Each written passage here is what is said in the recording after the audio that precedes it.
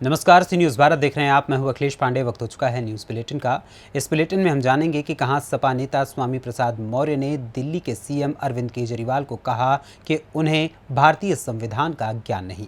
कहां की ग्राम पंचायत में इस बार रखा गया दीपोत्सव का भव्य आयोजन। साथ ही जानेंगे कि कहां विद्यालय के बगल में सुअर बाड़ा होने से छात्र एवं शिक्षक हैं परेशान।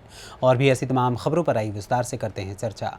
यूपी के बलिया में सपा नेता स्वामी प्रसाद मौर्य ने दिल्ली के मुख्यमंत्री अरविंद केजरीवाल पर नोटों पर महात्मा गांधी की तस्वीर के साथ ही गणेश और लक्ष्मी की तस्वीर लगाने के बयान पर जमकर हमला बोला है। उन्होंने कहा कि अरविंद केजरीवाल को न तो भारतीय संविधान का ज्ञान है, न पंथ निरपेक्ष धर्मनिरपेक्ष भारतीय संविधान का सम्मान करना जानते हैं। यही नहीं, सपा नेता का केजरीवाल पर हमला यही नहीं रुका। उन्होंने केजरीवाल पर बीजेपी और आरएसएस से मिली भगत का आरोप लगाते हुए यहां तक कह दिया कि केजरीवाल जो बोल रहे हैं वो आरएसएस उनसे बुलवा रहा है। वहीं सपा नेता स्वामी प्रसाद मौर्य ने आजम खान के हेट स्पीच मामले में कोर्ट द्वारा दोषी करार देने के सवाल पर कहा कि न्यायपालिका के किसी निर्णय पर मैं कभी कोई टिप्पणी नहीं करता। मैं हाई कोर्ट का एडवोकेट रहा हूँ।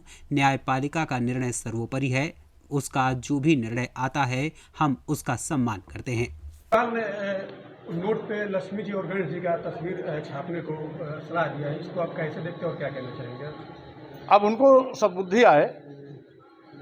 गुजरात में गाली दे रहे थे और तमाम प्रकार के अनाप शनाप टिप्पणियां करने वाले केजरीवाल जी वोट की लालच में क्या क्या न कर बैठे।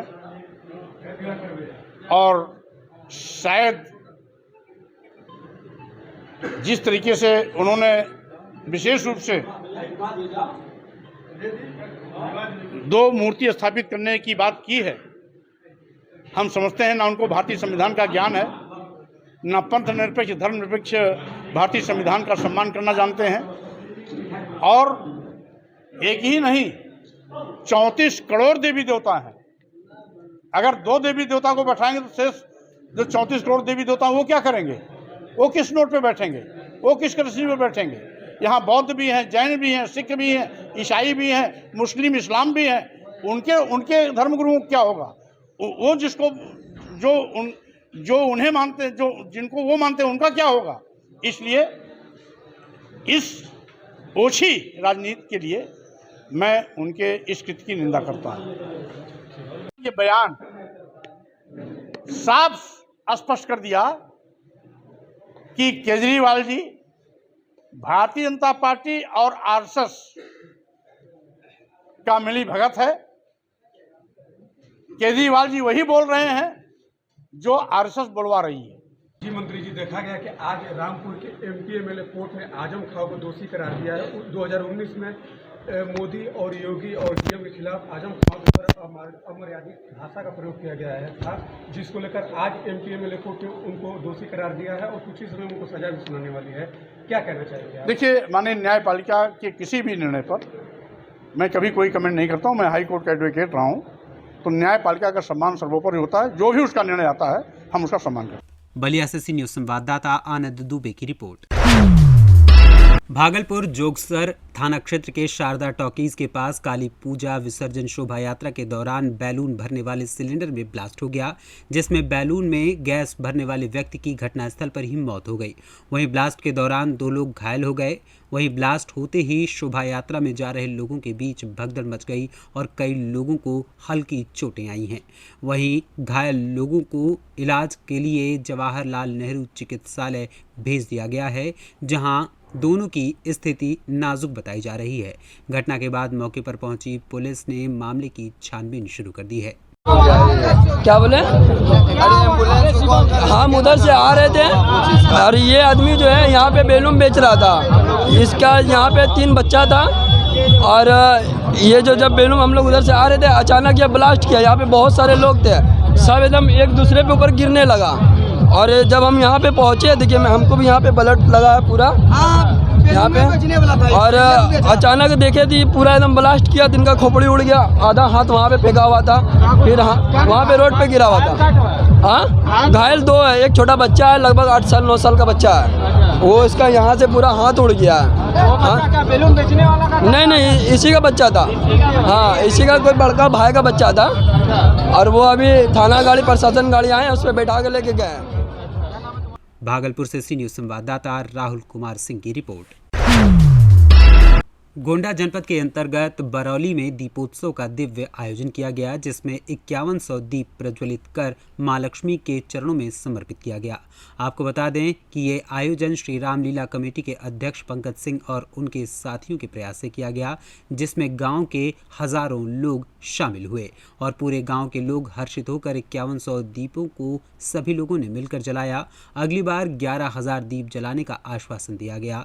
पंकज सिंह ने बताया कि ऐसा आयोजन इसलिए किया गया है कि जो लोग गांव के हैं वो अयोध्या अगर नहीं जा पाते हैं तो ऐसे लोग इस सुख से वंचित न रहें, इसीलिए ऐसा आयोजन किया गया है।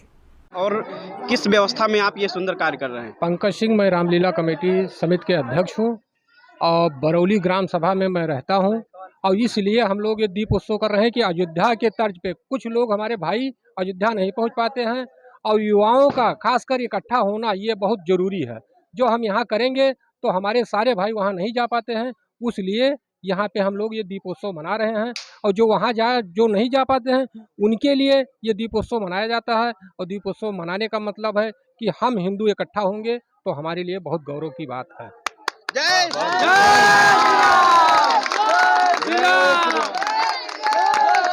और हमारे साथ में हमारे अयोध्या धाम से पधारे हुए श्री महाराज जी हैं, उनसे जानने का प्रयास करेंगे कि ये जो पुनीत का है, हम सब लोग भूल गए थे अपनी परंपरा को।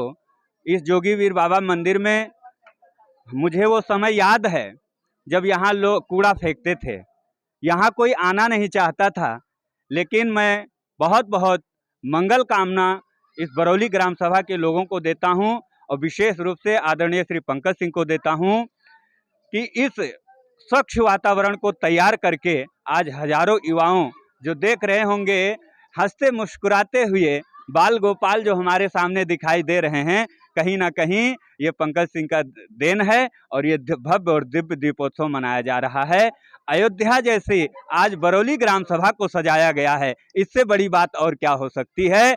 जो लोग अयोध्या नहीं जा पाए आज यहाँ पर दीपोत्सव मना करके आनंदित हो रहे हैं, तो इसलिए हमारे साथ में बहुत सारे युवा सम्राट हैं।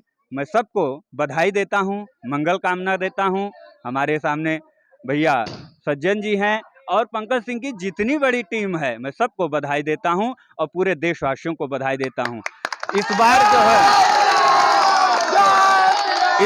है 5,000 दीपक जलाया गया है, 5100। अगली बार से जो है 11,000 दीपक जला करके और इस बरौली ग्राम सभा को प्रकाशित किया जाएगा। यही हम लोग आज यहाँ पर संकल्प लेंगे कि अगली बार 11,000 दीपक जला करके और बरौली ग्राम सभा को प्रकाशित किया जाएगा और संस्कृति और संस्कार के विषय में यहाँ पर शिक्षा दी जाएगी। आप सबको बहुत बहुत बधाई, मंगल कामना। गोंडा से सी न्यूज़ संवाददाता शिवशंकर मिश्रा की रिपोर्ट। महाराजगंज जनपद के विकास खंड मिठौरा में स्थित कंपोजिट विद्यालय मिठौरा के बगल में सुअरबाड़ा से निकलने वाली दुर्गंध एवं गूंज से बच्चों तथा शिक्षकों को पढ़ने या पढ़ाने में दिक्कतों का सामना करना पड़ रहा है। कभी सुअरों की गूंज तो कभी एकाएक बदबू फैलने से बच्चों और शिक्षकों को उल्टी सी आने लगती है। उसी माहौल में बच्चों का पढ़ना और शिक्षकों का पढ़ाना मजबूरी बन गया है। वहीं सुअरबाड़ा से उत्पन्न मच्छरों से डेंगू, मलेरिया, इंसेफ्लाइटिस जैसी संक्रामक बीमारियों का खतरा बना हुआ है। यहाँ के अध्यापकों ने बताया कि आज से 10 वर्ष पूर्व पढ़ रही छात्रा को इंसेफ्लाइटिस हो गया था, जिसकी वजह से उसका इलाज अब तक चल रहा है। हम लोगों ने इस समस्या के समाधान के लिए जिलाधिकारी एवं मुख्य चिकित्सा अधिकारी को बहुत पहले भी सूचित किया था, लेकिन आज तक इस समस्या का कोई समाधान नहीं हो सका है। आपको बता दें कि जहाँ सरकार एक तरफ स्वच्छता का राग अलापती है, वहीं दूसरी तरफ डेंगू, मलेरिया, इंसेफ्लाइटिस जैसी गंभीर बीमारियों से बचे रहने के लिए जागरूक भी कर रही है, लेकिन वहीं छोटे छोटे नौनिहालों को इससे रोज जूझना पड़ता है। अब देखना होगा कि देश के भविष्य को इससे निजात मिल पाती है या उसे यूं ही जूझना पड़ता है। इसकी शिकायत हमने एक बार जिलाधिकारी महोदय से, जिला बेसिक शिक्षा अधिकारी महोदय, खंड शिक्षा अधिकारी महोदय और मुख्य चिकित्सा अधिकारी महोदय से मैंने किया था। लेकिन कोई कार्रवाई नहीं हुई है इस पर। ये कब से है और इससे कुछ बच्चों को बुखार की समस्या से कभी लड़ना पड़ा है?